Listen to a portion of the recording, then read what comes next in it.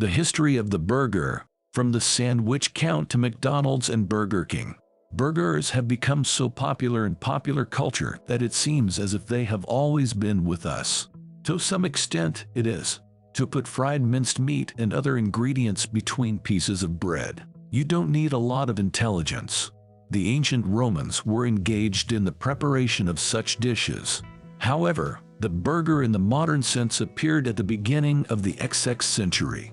During this time, burger has managed to be food for the proletarians, a symbol of a whole generation, a bar snack, and an ornament of the menu of expensive restaurants. The appearance of the burger, perhaps the forerunner of the modern burger, can be considered a sandwich, according to the official version. Invented in the XVI century by John Montague, for thorough sandwich. Sir John was an avid gambler, not wanting to leave his favorite game because of the need for something to eat. The Count asked to serve him pieces of cold beef right at the card table, stacked between two toasts. Among the nobility invention, the sandwich aroused some interest, but it did not go to the masses. The high cost of beef prevented it. The meat of domestic cows and bulls became available to the general population only at the end of the XIX century. At the same time, Hamburg steak appeared in New York restaurants. By and large, it was just a huge meat patty. Some experts believe that a recipe was brought with them by German immigrants who sailed to New York from the port of Hamburg. Others that the dish was invented by the cooks who served ships on the Hamburg-New York line. Others that it was invented by the owners of eateries in New York who tried to lure German workers to their establishments in the port, longshoremen and sailors. Soon, Hamburg steaks migrated from restaurants to street stalls. The owners of the latter pushed their food at fairs, exhibitions, and busy streets near factories, so that the main buyers of the new dish were the hard workers hurrying to replace them. Street vendors quickly realized that Hamburg steak cannot be eaten on the go. Historians still argue who first guessed to flatten the cutlet and put it between two pieces of bread. Versions vary depending on which state you are in, and the list of alleged inventors of the burger has at least a dozen names. But everyone agrees that in 1904 burgers made a real splash at the World's Fair in St. Louis, Missouri. The guests of the exhibition liked the unusual dish, which could be eaten without interrupting the process of acquaintance with the exposition. At the same time, the original version of the burger began to be called a hamburger. The origin of the Hamburg steak affected. Burger goes to the conveyor. It would seem that after the triumph in St. Louis, a brilliant future for hamburgers is guaranteed. But it was not there. Over the next 10 years, the popularity of hamburgers almost disappeared. Upton Sinclair's book The Jungle, published in 1906, is worth thanking for this. Sinclair so colorfully described the terrible unsanitary conditions that prevailed at the meat processing plants of that time that thousands of American consumers immediately became suspicious of meat products.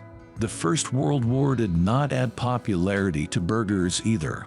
Anti-German sentiments in society have even switched to German names on the menu. Restaurateurs and owners of street stalls tried to rectify the situation by renaming the Hamburg steak to Salisbury and hamburgers to Freedom Burgers, but the latter name did not catch on from the word at all. It took a long time to regain the public's trust. In 1916, a chef named Walt Anderson opened a hamburger stand in Wichita, Kansas. Anderson refined the recipe of the dish, adding onion rings to it, and invented the classic burger bun. But Anderson's main innovation was the open kitchen. In an effort to demonstrate that his burgers were created only from quality products, Walt cooked them in front of everyone.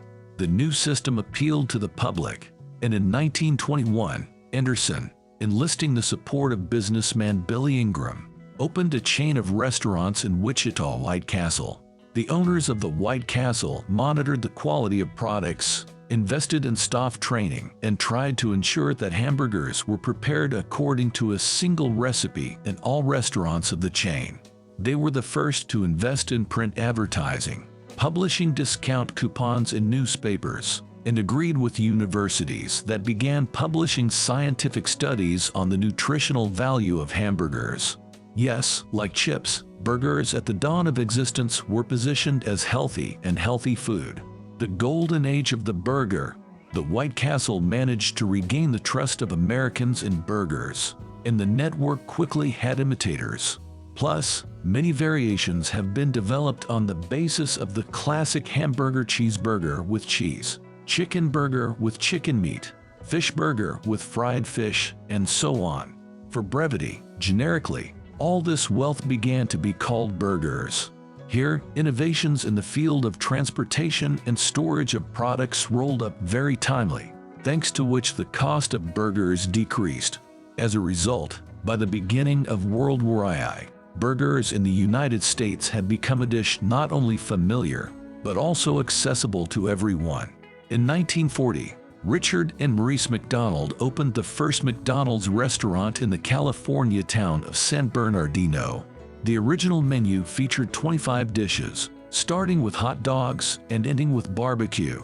But after analyzing the sales, the brothers realized that 80% of the revenue came from burgers.